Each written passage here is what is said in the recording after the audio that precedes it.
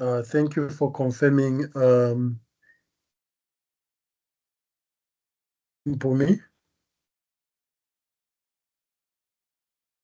So guys, is discussed in the previous lesson, we are going to be looking at how we get insights from customers. That's what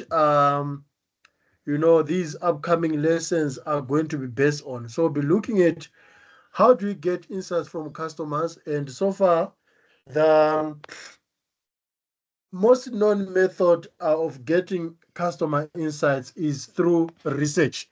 So we have been discussing research in the previous lesson. We touched on the first principles of research. What is it that needs to be done in research? But instead of me repeating myself, does anyone want to tell us what is it that we did in the first lesson based on what they understood? Yeah, so we focused on marketing research and the primary and secondary factors, I believe. Yeah. Okay. Do you want to add on or subtract something, Pumi? Or for now, you're good?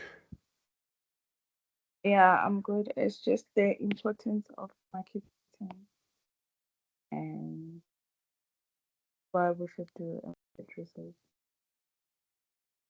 Okay, yeah, the importance of marketing research, that one is actually crucial because it actually reminds us why are we doing marketing research in the first place. Because sometimes students would ask me, will be like, say, but the company is doing well. Is it still necessary to do market research when the company is doing well? Or let's say it's Apple, everyone loves an iPhone. So is it actually necessary for them to do research since everyone is buying from them anyway? You know, if it's Iwisa, people always want pop, honestly, you know. So is it necessary to understand, to get the idea on how, to make pop and stuff? Is it necessary whenever everything is okay? So yeah, marketing research is necessary even when the company is doing well, because as a company, you want to maintain continuity. You also want to remain of the top of your game, having that competitive advantage. So you realize that regardless whether things are good or not, we do research. So marketing research is not only about when things are tough or when you are not generating enough sales or only when you are introducing a new product. You can also do uh, marketing research when everything is actually good, because marketing research does not only uh, give you insight about the threats that are there. Marketing research can also expose you to uncharted territories, give you unlock or opportunities or potentials for a company. So we are going to continue with marketing research in this lesson, and our focus is going to be on the different types of research. Of course, we've got many approaches to research. Some would call it types of research and how to conduct research. So there's no one size fits all approach to research. Depending on the research problem or the problem statement, you can actually have a research design that might differ to other designs out there. So you need to discuss various areas that needs to be investigated through a digital strategy. So these are the elements of digital strategy that can be found in your textbook and that we are going to discuss, especially next year. If I'm still going to be there at Boston next year, I'll be the one lecturing you guys final year for marketing, digital marketing 3. We are going to talk a lot about SEO. We are going to talk a lot about SEM, search engine marketing, pay-per-click, uh, pay-per-mile, website development, social media marketing, and so forth. So all these that are mentioned here, they require strategy, digital strategy. So with marketing being so complex and multi-layered, it is important for companies to adopt a comprehensive approach when considering their marketing strategy. You need to think about how you perform in the digital environment. And the digital environment is very huge. We have got email marketing in the digital environment. We have got social media in the digital environment. We have got websites in the digital environment. We have got augmented reality, virtual reality in the digital environment. We have got mobile applications in the digital environment. We have got gaming in the, like Kuning, it's a lot that you need to think about. So strategy will inform you on which path to take, and research is always needed when formulating those strategies. For example, you can't just do mobile marketing. You need to understand the mobile uptake in South Africa. How many people are using mobile phones? That's research. You cannot just come up with a strategy that understanding the mobile penetration in a specific location. Content marketing, you need to understand the kind of information the kind of content that people can interact with. And to understand that, you need to do research. So research is crucial when formulating a strategy. So research is about collecting and analyzing data and insights about. It can be your customers, it can be your suppliers, it can be your competitors, it can be about software tools that are available, technologies. Here, see, they say digital mediums. So it can be even about your human resources.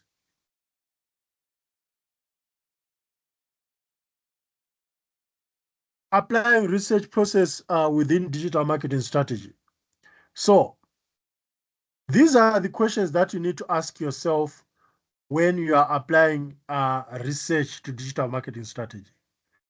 You need to understand about the research area that you are going to focus on. So what areas should you research? Is it about your competition, as we explained in the previous slide? Is it about your customers? Is it about your new product? Is it about your new services?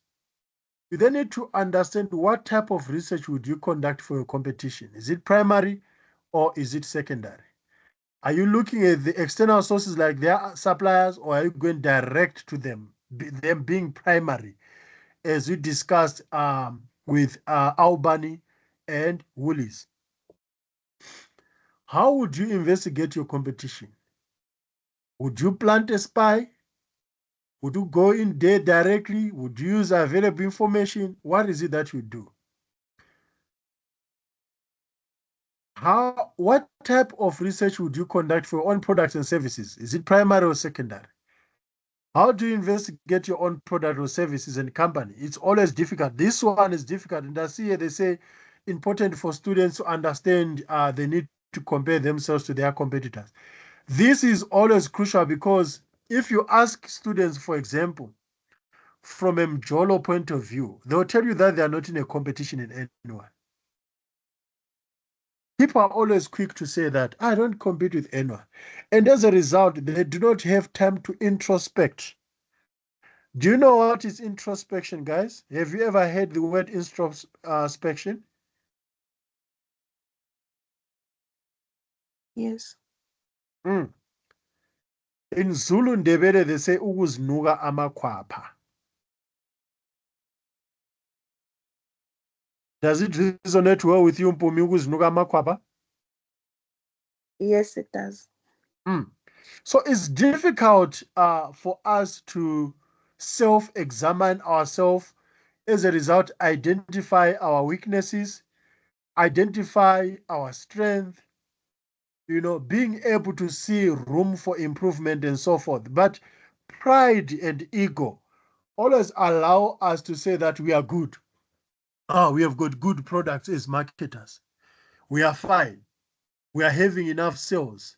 So there's no need for us to examine our products. And yet people, they are buying those products. Why must we? You know, Human beings have also a tendency of doing that. I mean, if you want to understand human beings, talk to them about their exes. All of a sudden, it is their exes who are wrong. It's rare to come across someone say that, yo, I used to have a good partner and I messed up. It's always about the ex who's wrong. Am I lying, guys? Or maybe to you guys, it's another perspective.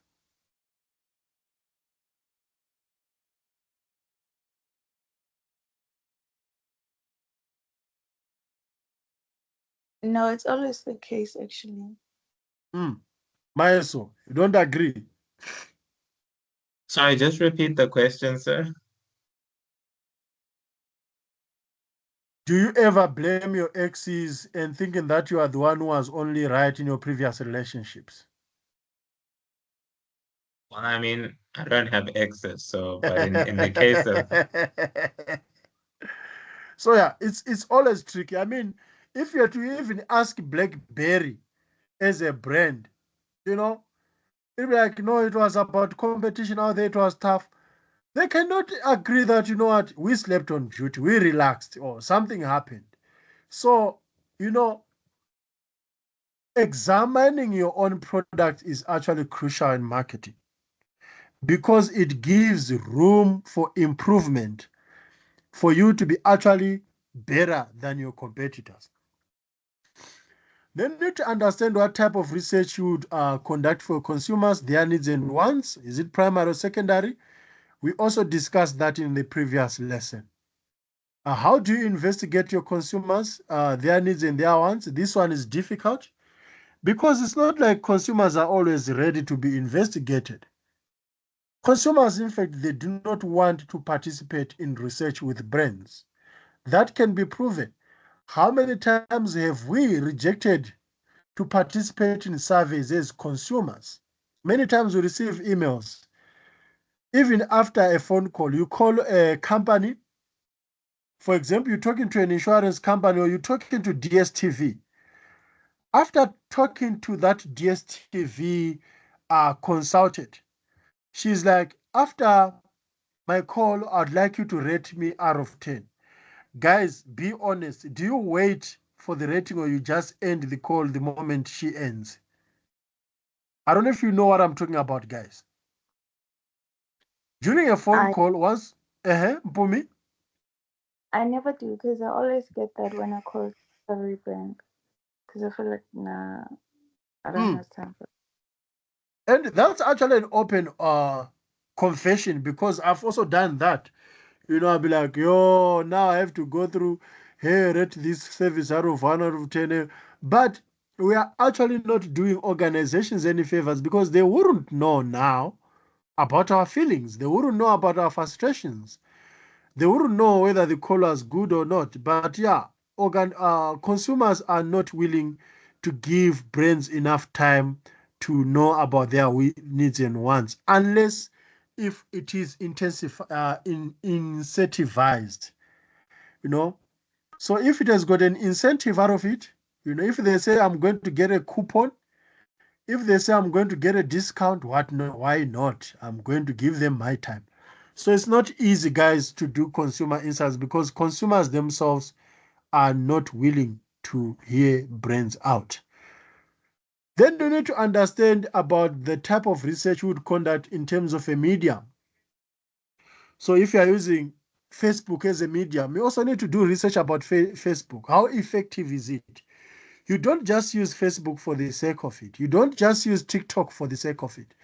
You don't just use LinkedIn for the sake of it. I mean, where I'm working, for example, it's funny because you are more on LinkedIn than any other platform. And our clients always ask, why do you guys have more numbers on LinkedIn? LinkedIn seems to be boring. Why don't you do more on Facebook and so forth? Then we tell them that we target professionals. Then it makes sense why we are more on LinkedIn, because LinkedIn is a platform for networking for professionals. So you need to understand whether that medium is also suitable for your clientele, for your audience, and so forth. So yes, research must be done. You need to understand why you are using this channel, not this channel. Why you are advertising on TV, not on radio. Why you are using email marketing, not um, social media marketing, and so forth.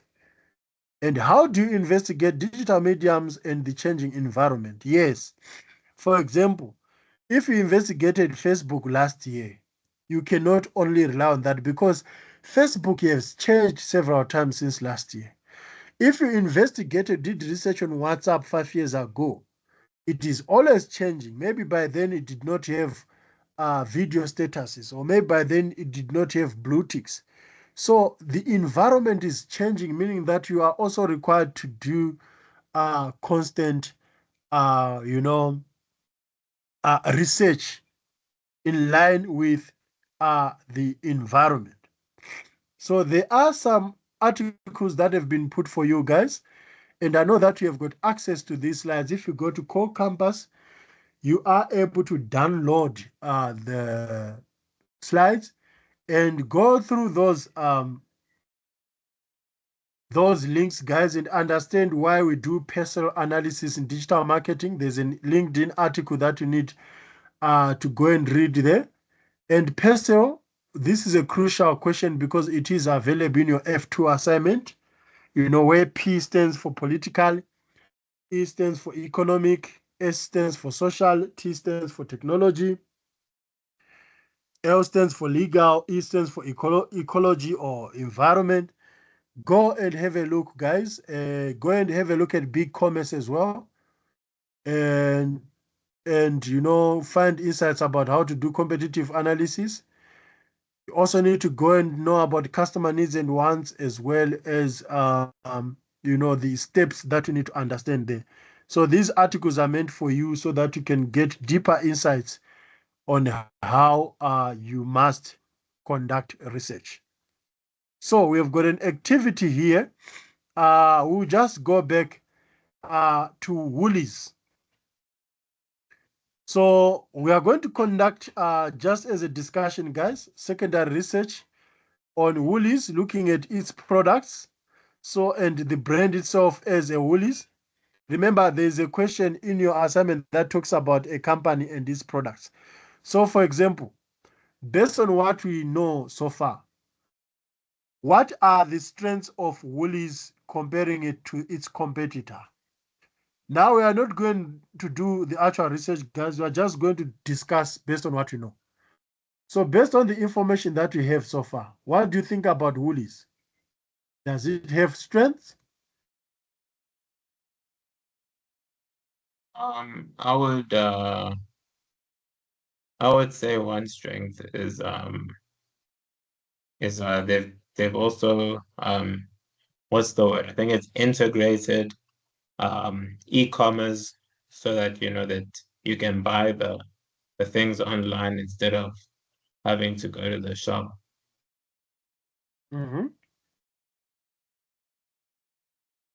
So, truly speaking, this is an assumption, but we know that Woolies have actually placed themselves as an exquisite brand, sort of like a luxury amongst all the brands.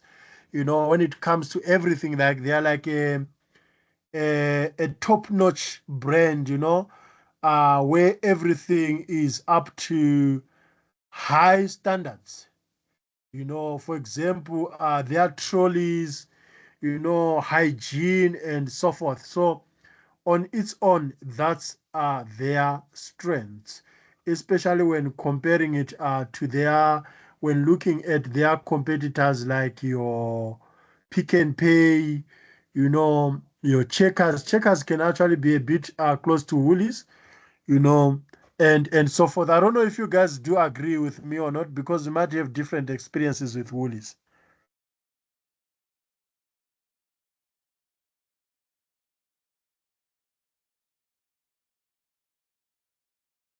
So, however, research will actually tell you about Woolies' strengths and weaknesses.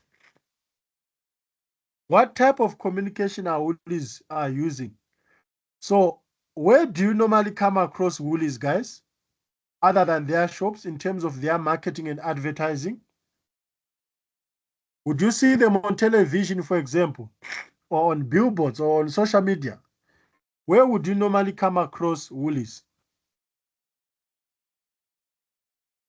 I think well, I mean, personally for me, I think I mostly see them on TV, but not all the time. But that's where I mostly see them. Okay.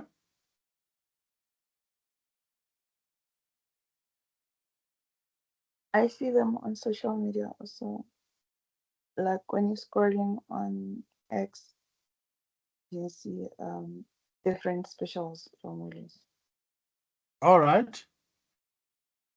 And how strong are they on social media? Like, are they as strong as they are on the store? Because I know in the store, if you complain, they would react fast and so forth. Do you think if you were to tweet them, for example, they would respond there and there, looking at their reputation and their strengths?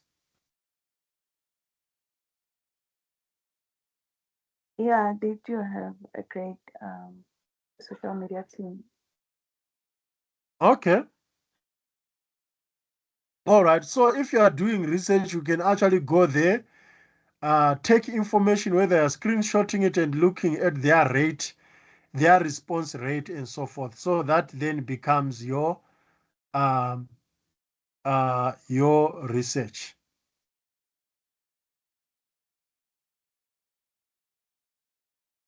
And what is it that they are communicating? Do you think they are communicating legit stuff? Like, can you see quality in their communication? Yes, Yeah, I would say Mm, that there's quite a lot of quality. Because I mean, I think that's why it's one of the top brands, not just in SA, but across globally. mm. Because there are some organizations, guys, on social media who do not post quality. For example, Pineapple Insurance. I don't know if you guys have seen them. The information itself is not realistic. I mean, for example, they'll say, meet Maya Sobanda meet Maya Sobanda at 25 years, owning and driving Ford, uh, you know, Ranger. I mean, in South Africa, is that realistic, guys? Of course, unless if Ford Ranger was bought by someone else, but it's rare to find a 25-year-old and to market that information, say that they are driving a wild track.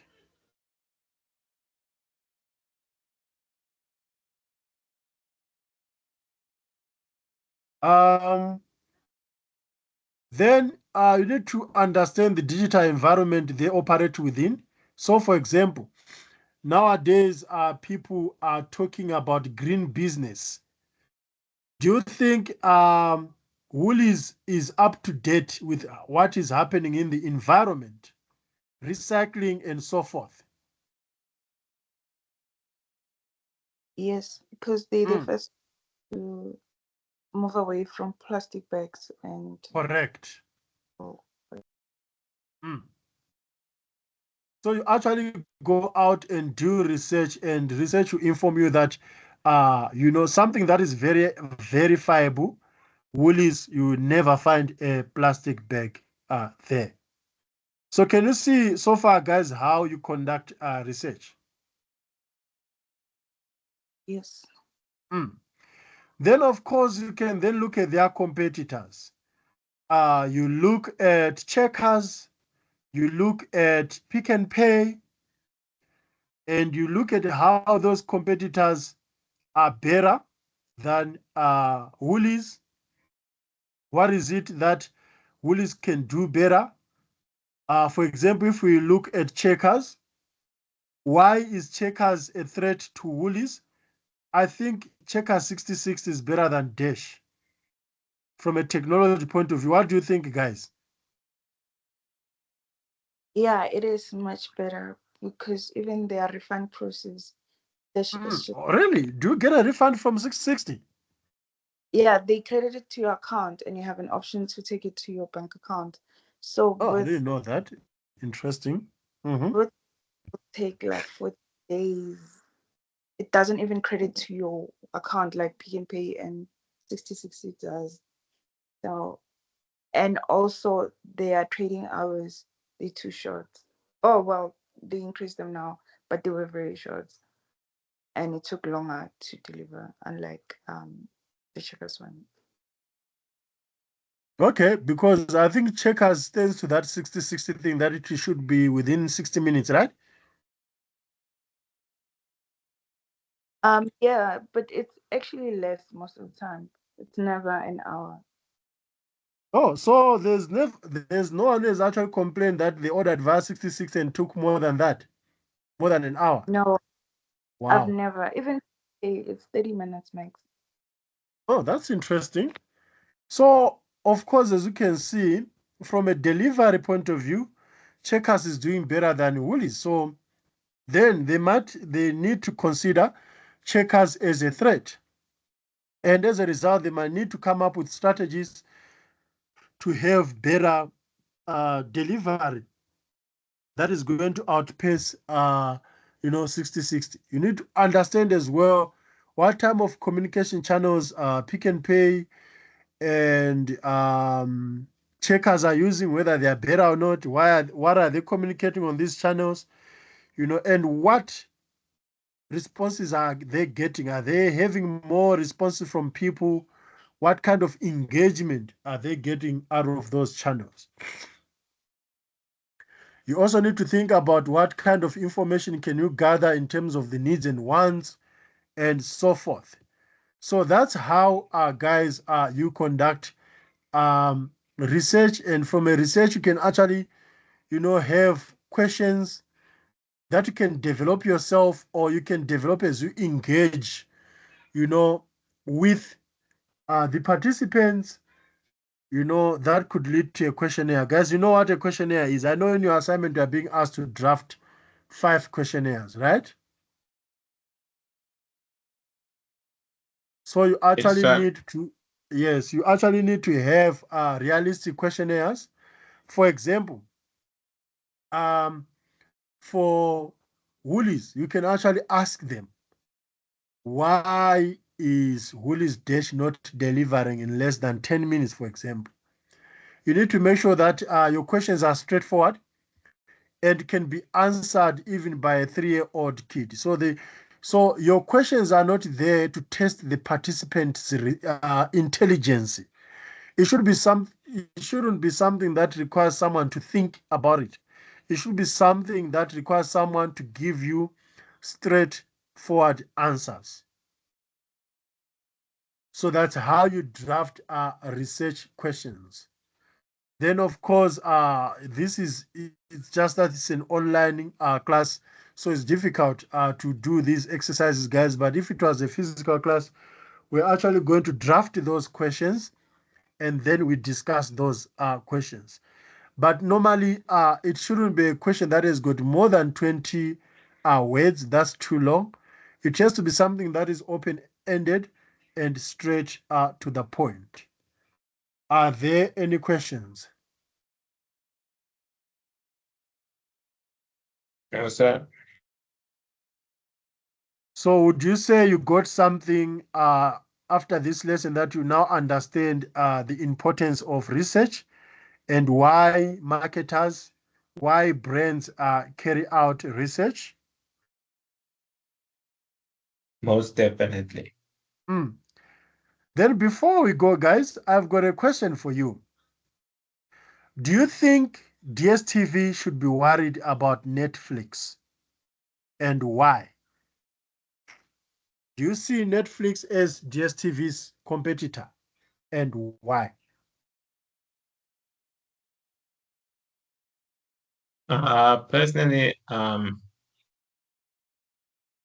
Yes and no, because the thing is, well, this is personally me because I know that a lot of people have moved to Netflix, but prior to being at DSTV.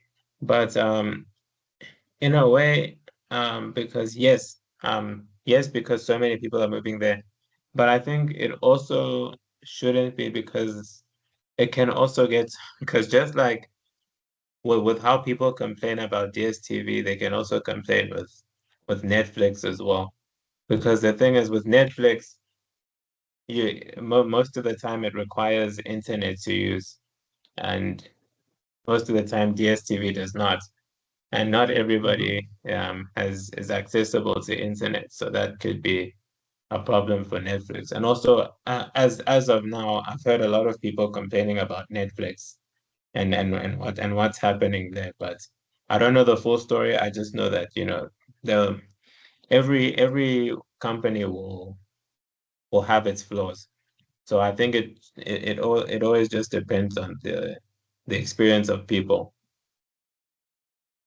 Okay. All right, I do get you, especially from a connectivity point of view, load shedding and stuff like that. What are your thoughts? Do you have any thoughts, Pumi? No, can I not answer Okay, no worries. So that's all that I had for you guys today. Those two lessons, and I hope they were insightful for you. And at the end of this evening, you can say, I actually learned something new. So see